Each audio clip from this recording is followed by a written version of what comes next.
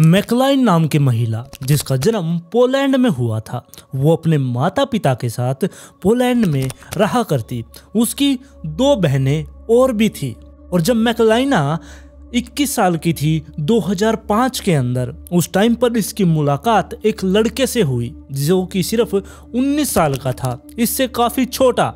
वो south west Poland के एक गांव के पास बनी एक दुकान में ये दोनों आपस में मिलते हैं और वहीं से इन दोनों ने डेटिंग स्टार्ट कर दी थी, जिसके बाद ये धीरे धीरे एक दूसरे के बहुत क्लोज आ चुके थे और इन दोनों ने अब शादी करने का भी फैसला कर लिया। जिसके बाद ये दोनों कपल्स 2006 में पोलैंड को छोड़कर यूके चले गए और यूके में जो ये मार्सन था जो इसके साथ वहां पर गया था, इसके बॉयफ्रेंड का नाम मार्सन था। यूके में जाने के बाद वहां पर इसके माता पिता वहां पर एक फेड ब्रिज नाम की जगह पर रहा करते। वहीं पर ये दोनों भी जाकर उसके मार्सन के माता पिता के साथ रहना शुरू कर देते हैं और 2000 के लास्ट तक यानी कि 2007 में ही जो ये मैकलाइना थी ये प्रेग्नेंट भी हो गई और अप्रैल 2008 में उसने एक लड़के को जन्म दिया। उस लड़के का नाम इन्होंने याकूब रखा। लेकिन अब धीरे धीरे इन दोनों के रिश्तों में बहुत ज़्यादा कड़वाहट भर चुकी थी। ये दोनों एक दूसरे के साथ रहने के लिए बिल्कुल भी तैयार नहीं थे, क्योंकि जो मार्सन था वो बहुत ही ज़्यादा चिड़चिड़ा हो चुका था। वो चाहता था कि ये दोनों अलग हो जाए, लेकिन दूसरी तरफ जो ये मैकलाइन थी ये नहीं चाहती थी कि ये दोनों अलग हो, क्योंकि इनके बच्चे पर इस चीज़ का इफेक्ट पड़ेगा। लेकिन धीरे धीरे इन दोनों के बीच में बहुत ज़्यादा लड़ाई होनी स्टार्ट हो गई और जो ये मार्सन था ये बॉडी बिल्डिंग इसको बहुत ज़्यादा पसंद थी। ये हमेशा जिम में पड़ा रहा करता, अपनी पत्नी पर अपने बच्चे पर ये बिल्कुल भी ध्यान नहीं दिया करता। इसको सिर्फ अपनी बॉडी बिल्डिंग से बहुत ज़्यादा प्यार था, उसकी तरफ ही ये सारा दिन लगा रहा करता। फिर एक दिन 28 मई 2011 को मार्सन ने मैकलाइना को एक सरप्राइज देने की बारे में सोचा।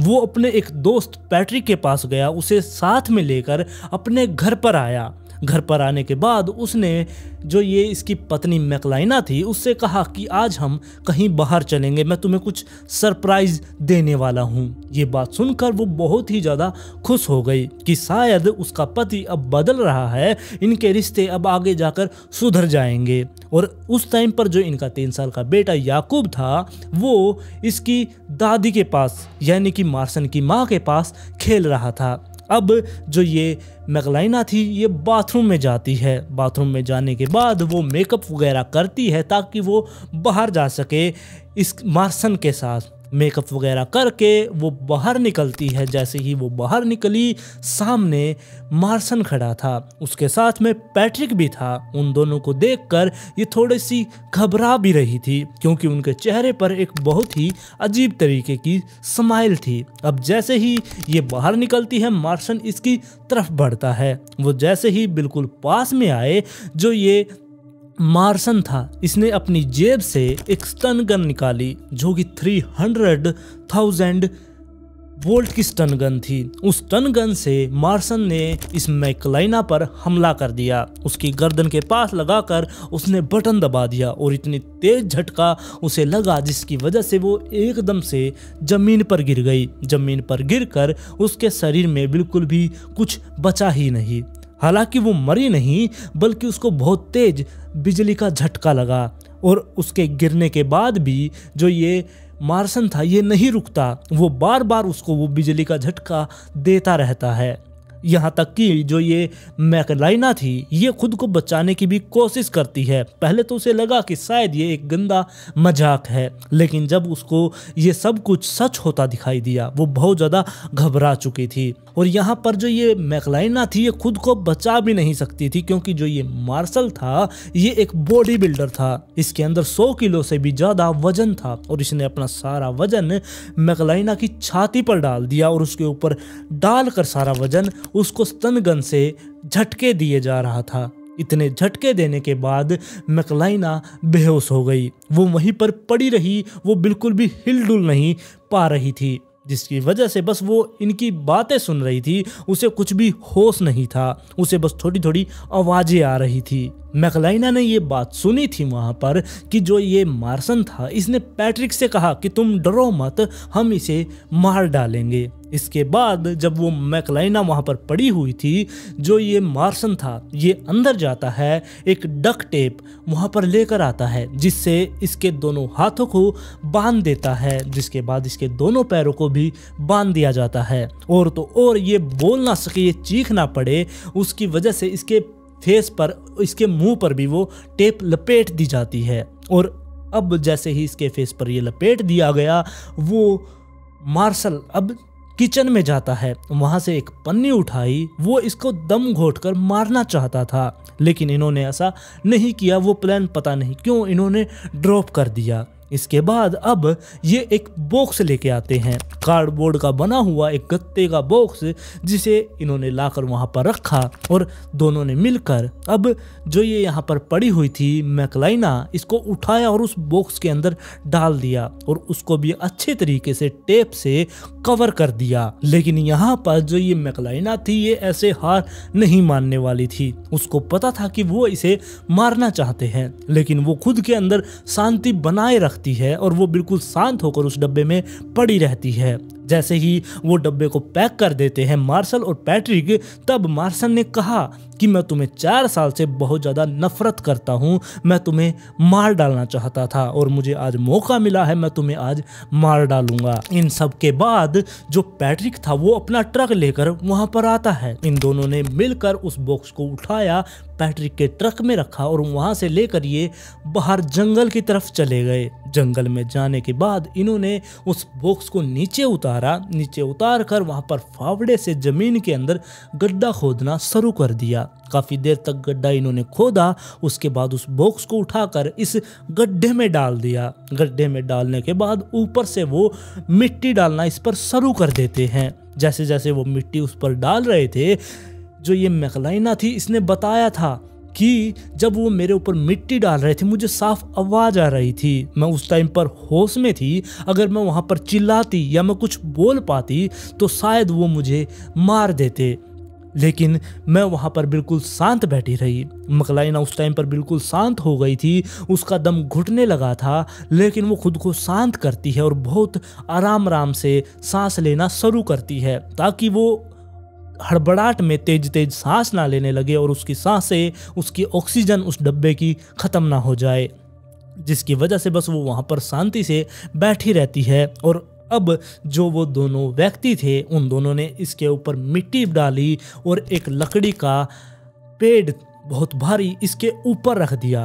अब मैकलाइना वहाँ पर ये सोच रही थी कि ये दोनों कब यहाँ से जाएंगे, उनके जाने के बाद ही ये बाहर निकलने की कोशिश कर सकती थी या फिर किसी से ये मदद मांग सकती थी, लेकिन जब तक वो दोनों वहाँ से नहीं जाएंगे ये कुछ भी नहीं कर सकती थी। अब मैकलाइना वहाँ पर वेट कर रही थी इनके जाने का। लगभग 1 घंटे तक वो वहीं पर बैठी रहती है बिल्कुल शांत तरीके से। 1 घंटे के बाद उन दोनों की गाड़ी जाने की आवाज़ वहाँ पर मैकलाइना को सुनाई देती है और यहाँ से जाने से पहले मार्शल ने मैकलाइना से कहा था कि तुम यहीं पर मर जाओगी, यहाँ से तुम बाहर नहीं निकल पाओगी, तुम अपने बेटे की शक्ल ज़िंदगी में दोबारा कभी नहीं देख पाओगी। यही बात थी जो मैकलाइना के दिल पर जाकर लगी। अब वो तो वहाँ से चला गया था, मैकलाइना अब ये सोच रही थी कि उसे बाहर निकलना है, उसे अपने बेटे के लिए जिंदा रहना है, अपने बेटे के पास उसे वापस जाना है। वो ऐसे दरिंदे के पास अपने बेटे को नहीं छोड़ सकती, जिसकी वजह से अब उसको बाहर निकलना था। लेकिन बाहर निकले तो निकले कैसे? अब बंद डब्बा, वो भी धरती के नीचे, उसके हाथ पैर मुंह तक बंधा हुआ।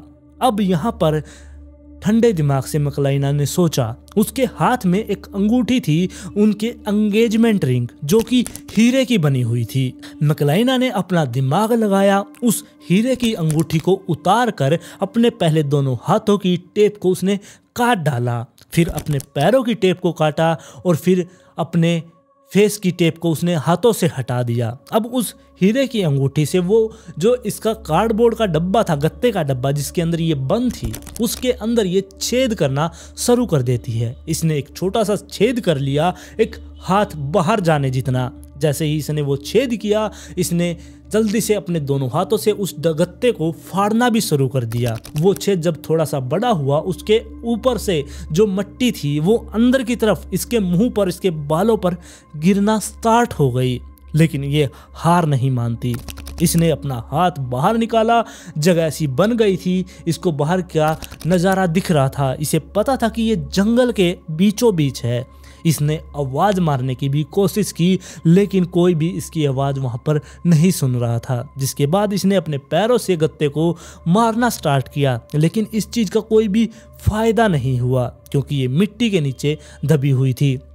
हीरे की अंगूठी से ये दोबारा से उसको काटना शुरू करती है और अपने फेस जितनी जगह इसने बना ली थी, फेस जितनी जगह बनाकर ये अपना फेस बाहर निकालती है और आराम से सांस लेती है। लगभग 1-1.5 घंटा तक ये उस छोटे से डब्बे के अंदर बंद पड़ी रही। अब जैसे ही 1-1.5 घंटे के बाद इसने अपना फेस बाहर निकाला, आराम से ये सांस लेती है। धीरे धीरे ये अपने हाथों से अपने बॉडी को पुश करती है और थोड़ा सा ऊपर उठने की कोशिश करती है। साथ में इसने अपने दोनों हाथ बाहर निकाले। बाहर निकालने के बाद ये खुद को उठाने की कोशिश कर रही थी।